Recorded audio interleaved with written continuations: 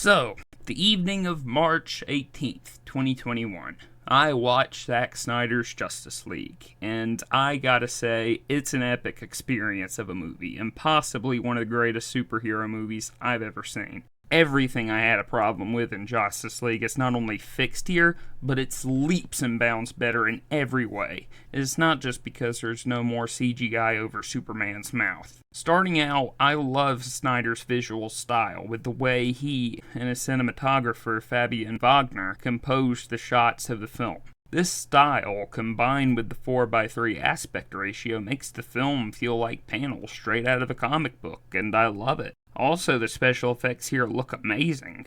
In comparison, quite a bit of the CG in Justice League does not look good or hold up at all. The story and plot is way better too. It hits the same plot points as Justice League, with Batman and Wonder Woman getting the Justice League together to stop Steppenwolf. But instead of cutting the film down into a shell of what it should have been, Snyder uses his 4-hour runtime to expand on the story and characters. Despite the film being this long, it doesn't really feel like it is. Similar to how Avengers Endgame by the Russo brothers used its 3-hour runtime so well. The film flows well and each scene matters. Whedon's was at a shorter 2 hours long, yet it felt like 2 years. I love the way the story's presented here. It all makes much more sense than what Justice League attempted to do. One of the biggest problems I have with the 2017 version, like I mentioned earlier, is Steppenwolf.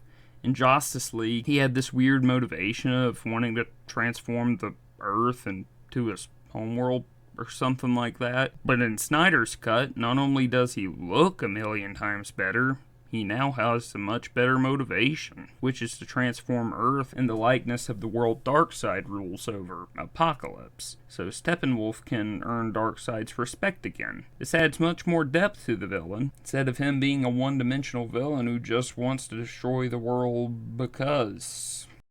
I know, Mother. Superman's death causing the activation of the mother boxes is presented in a much more vivid and clearer way, and not only reminds us of what happened at the end of Batman v Superman, but adds that much more emotion. In Justice League, Ray Fisher as Cyborg didn't do a whole lot and was just kind of there. In Snyder's, he has a much bigger role. Snyder shows flashback sequences and gives him much more character moments that expand upon his Cyborg as a character. When his father sacrificed himself so that the Justice League could track a particular mother box, that brought on some tears for me. I love the visualizations of Cyborg using his hacking abilities too, where he interacts with a virtual world. Whedon showed nothing like this. When Snyder told Ray Fisher over Twitter, "You, Ray, are the heart of my movie," he wasn't lying. His arc is definitely the heart of the film. Everyone who played the main characters did a fantastic job here. Ben Affleck as Batman, Gal Gadot as Wonder Woman, Henry Cavill as Superman, Ray Fisher as Cyborg, Jason Momoa Aquaman, Ezra Miller The Flash, Jeremy Irons Alfred, Amy Adams Lois Lane, and while not a main character, J.K. Simmons was amazing as Commissioner Gordon. I love how they finally showed Harry Lennix as John Jones, Martian Manhunter, in his Martian humanoid form, and how they not only had Darkseid, played by Ray Porter, but had him play a big part in the movie. Having Deathstroke appear near the end with Lex Luthor was a nice touch as well. Speaking of which, Jesse Eisenberg here almost reminds me of a younger Gene Hackman. I love how they made a second nightmare sequence for the epilogue with Jared Leto doing a terrific job as Joker. Only having seen clips and trailers of Suicide Squad, I think Snyder did a better job with presenting Leto as Joker here. The writing of this movie is way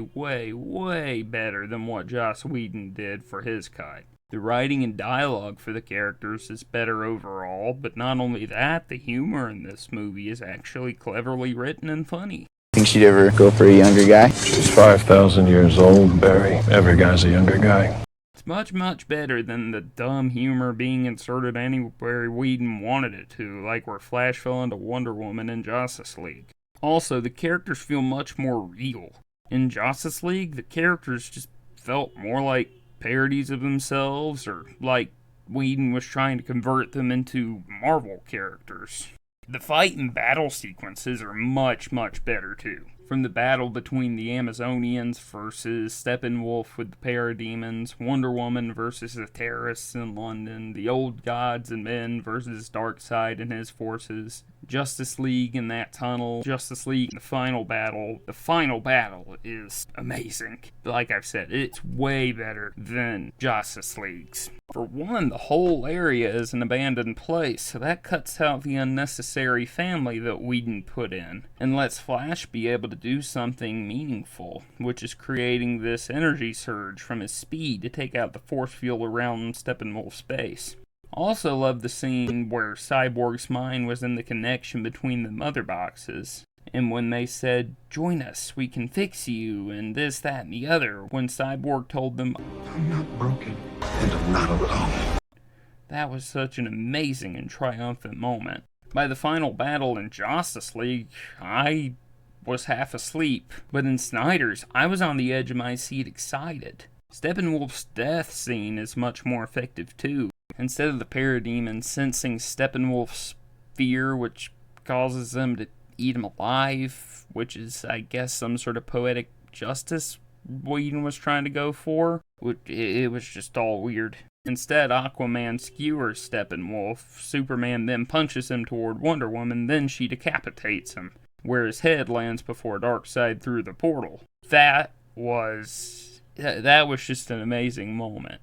It was a very well done moment, showing the team working together very, very well. Tom Hokenborg, also known as Junkie XL, did the music for this film, and it's really, really amazing. It's sweeping, and it matches and enhances the epic feel and tones of each scene perfectly. Also really love the music when Wonder Woman or the Amazonians come on screen, and there's this melodic chant, and it works perfectly with the character of Wonder Woman. As much as I love most of the Marvel Cinematic Universe, none of those films has made me want to go and read the comics they're based on. Batman v Superman the Ultimate Edition and Zack Snyder's Justice League have gotten me to do so, especially with the Death of Superman storyline and Frank Miller's Dark Knight Returns. With great characterizations, writing, directing, storytelling, and overall just being a better movie in general, Zack Snyder's Justice League is without a doubt the Justice League movie fans have been waiting for years, and is sure to be remembered as one of the greatest superhero movies of all time. I give it a 5 out of 5 stars and my seal of approval. It's most likely a pipe dream, but it would be amazing if Warner Brothers would decanonize Justice League and let Snyder complete his vision for the Snyderverse. They should at least let him finish it through an uncanonical series on HBO Max that us fans can treat as canon. So, even though I'm kinda late to the party on this, hashtag restore the Snyderverse. While I'm at it, hashtag release the air cut. This is the Movie Review Guy, signing off.